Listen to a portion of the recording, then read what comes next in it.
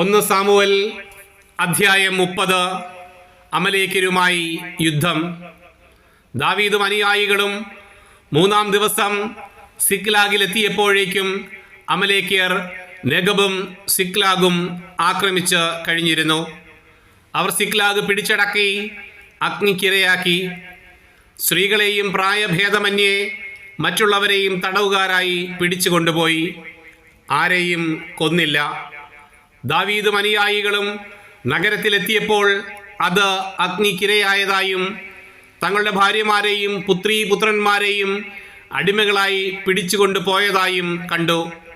ദാവീദും അനുയായികളും ശക്തി കെടുന്നതുവരെ കരഞ്ഞു.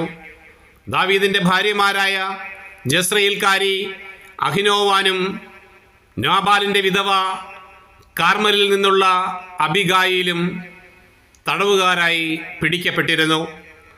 ദാവീദ് അത്യധികം ദുഃഖിതനായി.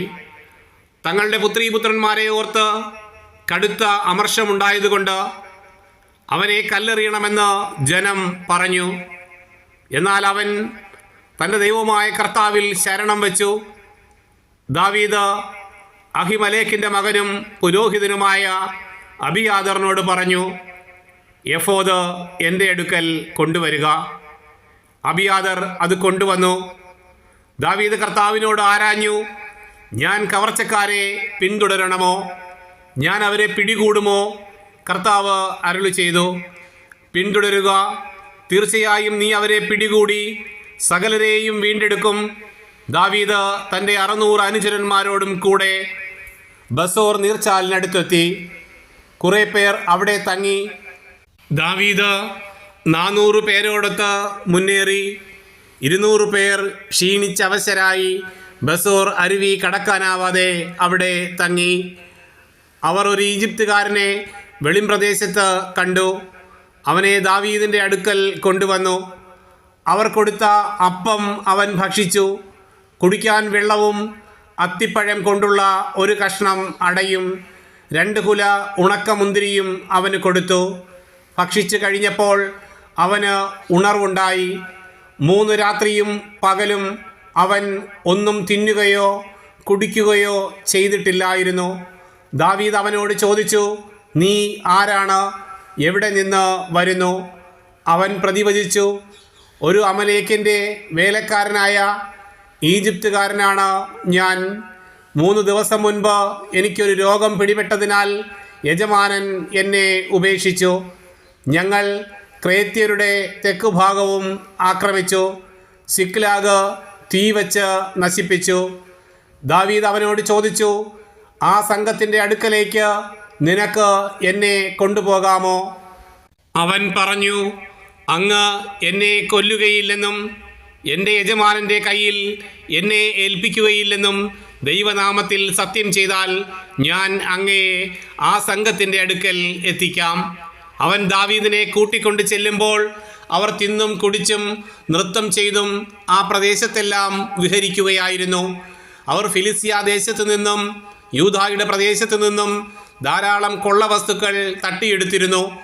അന്ന് സന്ധ്യ മുതൽ പിറ്റേന്നാൾ സന്ധ്യ വരെ ദാവീദ് അവരെ കൊന്നൊടുക്കി. ഒട്ടകങ്ങളുടെ മേൽ കയറി ഓടിപ്പോയ 400 പേരൊഴികെ മറ്റാരും രക്ഷപ്പെട്ടില്ല. അമലേക്യർ തട്ടിയെടുത്തതെല്ലാം ദാവീദ് വീണ്ടെടുത്തു.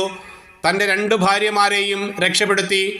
അവർ അപഹരിച്ചതൊന്നും പുത്രന്മാരോ പുത്രിമാരോ ചെറുതോ വലുതോ ആയ മറ്റ് വസ്തുക്കളോ ദാവീദിന് നഷ്ടപ്പെട്ടില്ല. അവൻ എല്ലാം വീണ്ടെടുത്തു. ആടുമാടുകളെയെല്ലാം അവൻ മുൻപിൽ വിട്ടു. ഇവ ദാവീദിൻ്റെ കൊള്ളവസ്തുക്കൾ എന്ന് അവയെ തെളിച്ചിരുന്നവർ പറഞ്ഞു.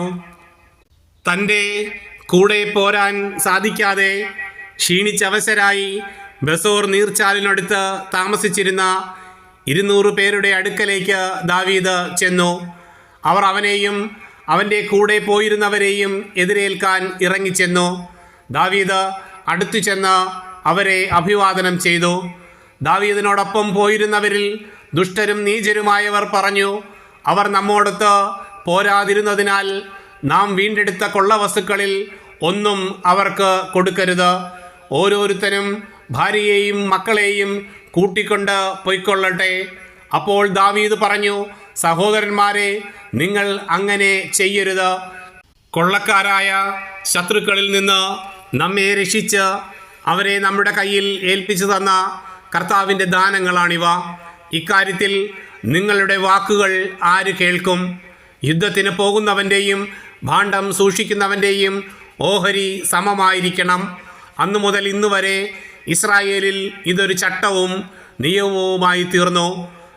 ദാവീദ് സിക്ലാഗിലെത്തി കൊള്ളവസ്തുക്കളിൽ ഒരു ഭാഗം തൻ്റെ സുഹൃത്തുക്കളായ യൂദായിലെ ശ്രേഷ്ഠന്മാർക്ക് കൊടുത്തയച്ചുകൊണ്ട് പറഞ്ഞു, കർത്താവിൻ്റെ ശത്രുക്കളെ കൊള്ളയടിച്ചതിൽ നിന്ന് ഇതാ നിങ്ങൾക്ക് ഒരു സമ്മാനം.